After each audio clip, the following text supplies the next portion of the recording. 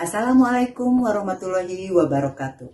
Perkenalkan, nama saya Winarniati, peserta Diklat Kalab IPA dari SMP Negeri 14 Bandung. Pada kesempatan kali ini, saya akan mencoba menceritakan kegiatan on the job learning yang sudah dilaksanakan. Dan saya akan menyampaikan pesan dan kesan selama Diklat. Selamat menyaksikan. Assalamualaikum warahmatullahi wabarakatuh. Saya akan melaporkan hasil pelaksanaan on the job learning atau OJL Kepala Laboratorium IPA. Kegiatan ini dilaksanakan mulai dari tanggal 14 Juni 2021 sampai 8 Juli 2021. Kegiatan ini mendapat bimbingan dari Ibu Dr. Yeni Hendriani, Ibu Dewi Festari SSI MPD, dan Ibu Santi Setiani Hasanah MPD.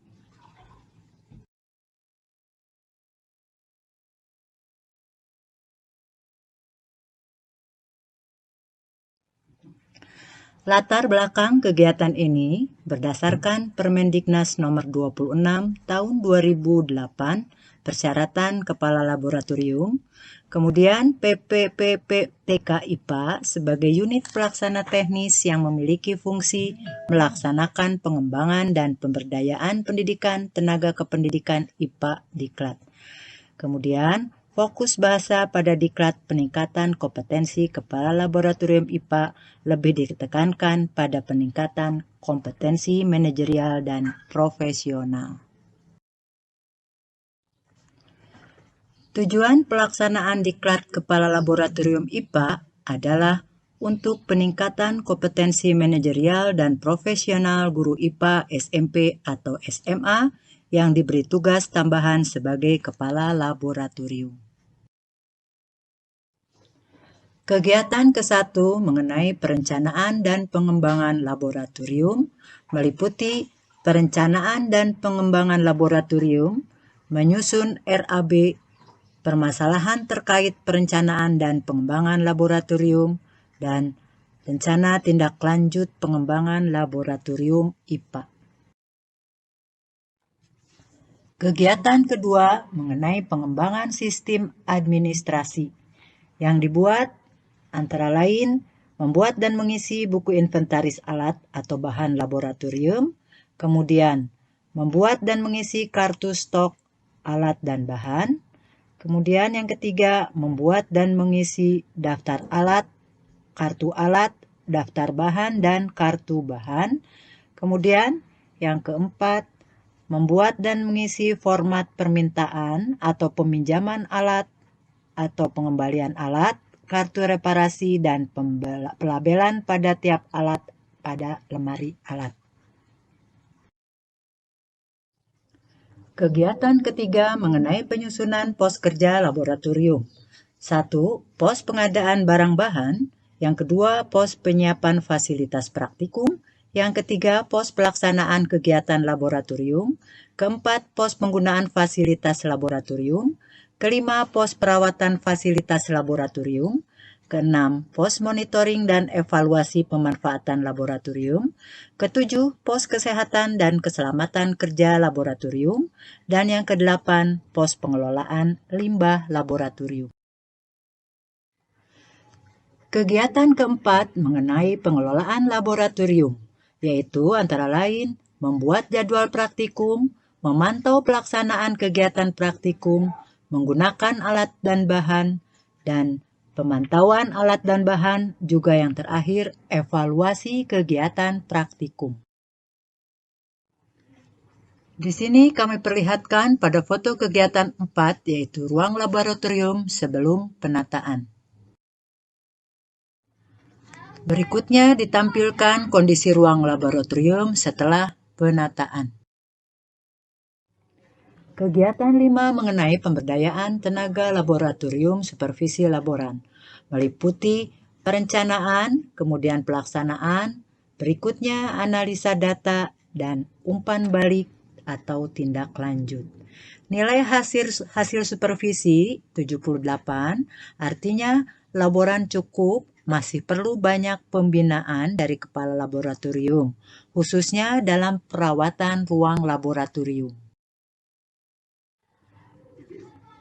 Saya perlihatkan foto kegiatan 5, yaitu mengenai pemberdayaan tenaga laboratorium, dimulai dari perencanaan, dan yang terakhir umpan balik dan tindak lanjut. Kegiatan ke-6 meliputi kesehatan dan keselamatan kerja di laboratorium, yaitu mengenal sifat-sifat zat melalui simbol, sifat dan penanganannya bila terkena zat. Ini ditempelkan simbol ini di ruang laboratorium. Kemudian pengamatan kegiatan laboratorium, dan yang terakhir identifikasi komponen dan cara kerja alat pemadam kebakaran. Kegiatan ke-7, pemantauan sarana dan prasarana di laboratorium. Yang pertama, pemantauan alat dan bahan, meliputi kit fisika sudah tidak lengkap, beberapa alat hilang dan rusak. Pada kit mekanik, ticker time tidak dapat digunakan, kemudian juga 7 buah mikroskop sudah rusak, 5 buah catu daya rusak, dan indikator universal, Aquades, itu sudah habis. Berikutnya, pembantauan bangunan. Kondisi sarana prasarana 90% baik. Hanya di sini instalasi air perlu diperbaiki, juga instalasi listrik perlu dirapihkan kabelnya. Dan berikutnya, pembuatan laporan bulanan dan tahunan. Perlu perbaikan alat yang rusak, pengadaan mikroskop catu daya, indikator universal, dan Aquades. Berikutnya, perbaikan instalasi air, dan yang terakhir tentunya merapikan instalasi listrik. Kepala laboratorium mengadakan penilaian atau supervisi terhadap laboran, dan hasilnya penilaian untuk tenaga laboratorium. Untuk kompetensi kepribadian mendapat nilai akhir 73, dari sosial mendapat nilai 77, dan dimensi administratif 75, dan yang terakhir dimensi profesional mendapat 77, sehingga rata-rata nilai 75,5. Kegiatan 8, penilaian tenaga laboratorium. Dari kepribadian perlu ditingkatkan dari segi tanggung jawab dan penyelesaian masalah, kemudian dari segi sosial harus ditingkatkan kerjasama dan komunikasi dengan berbagai pihak, mulai dari kepala laboratorium, guru, dan siswa. Dari segi administratif diperlukan pelatihan khusus bagi laboran, karena laboran masih kurang dalam menjalankan tugasnya untuk dimensi administratif.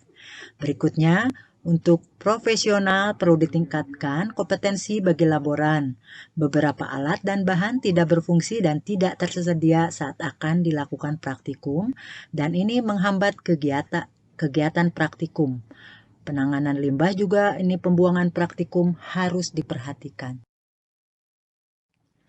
Kegiatan 9 mengenai penelitian di laboratorium.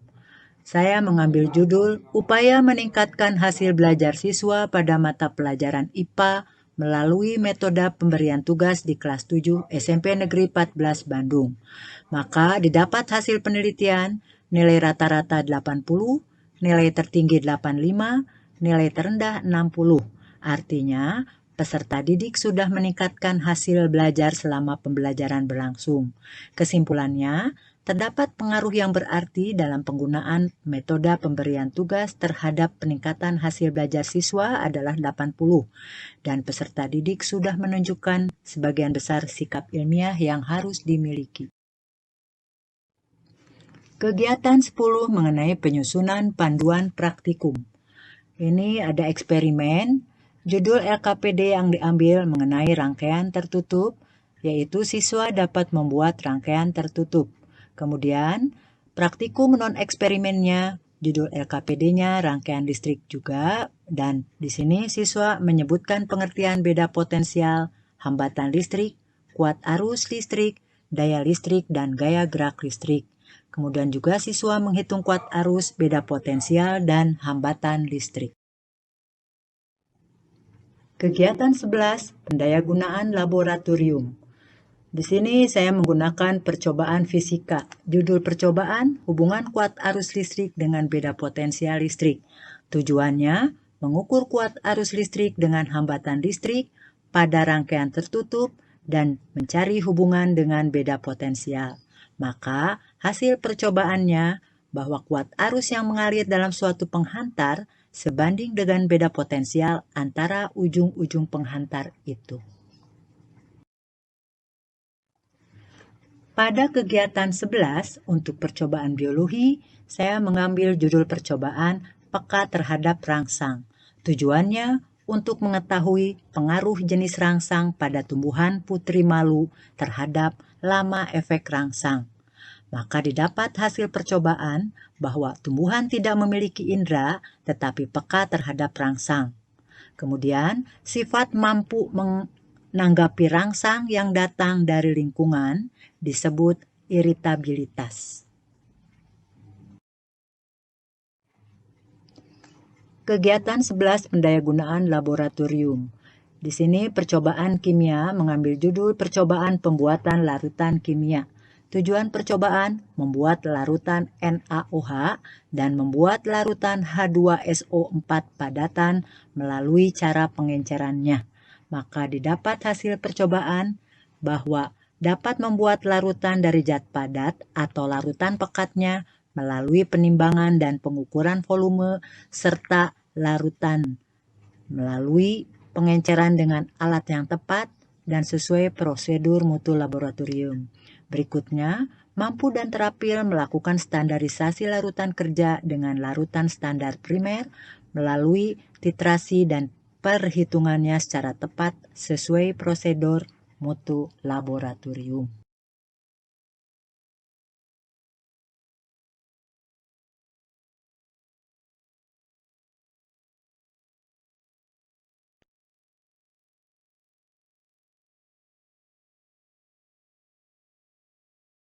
Selama mengikuti diklat ini, banyak hal yang diperoleh, terutama dalam peningkatan kompetensi manajerial dan profesional sebagai kalaf, mulai dari perencanaan, pengembangan, hingga evaluasi kegiatan laboratorium. Selama mengikuti kegiatan ini, kami dibimbing oleh pengajar profesional yang selalu siap membantu kami selama diklat. Harapannya, setelah mengikuti diklat ini, kami dapat mengaplikasikan ilmu yang kami peroleh selama mengikuti diklat ini. Untuk P4TK, semoga kedepannya terus mengadakan diklat seperti ini untuk meningkatkan kompetensi para guru.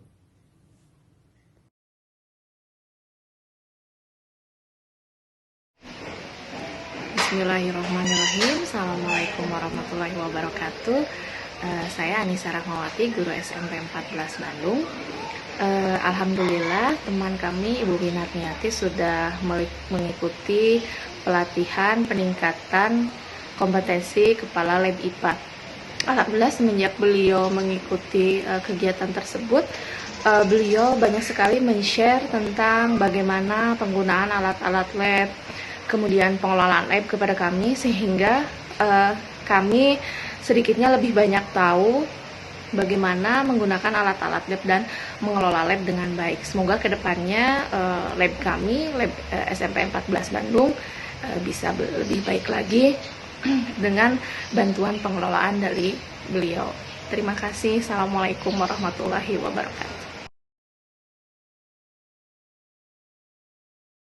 Warahmatullahi wabarakatuh.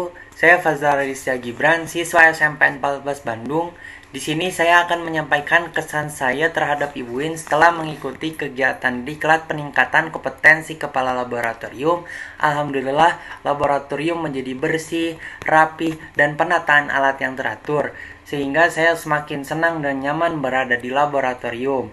Demikian saya sampaikan kesan saya terhadap Ibu Win selaku kepala laboratorium dan guru IPA SMP 14 Bandung. Terima kasih. Wassalamualaikum warahmatullahi wabarakatuh. Demikian pengalaman saya selama mengikuti diklat kepala laboratorium IPA.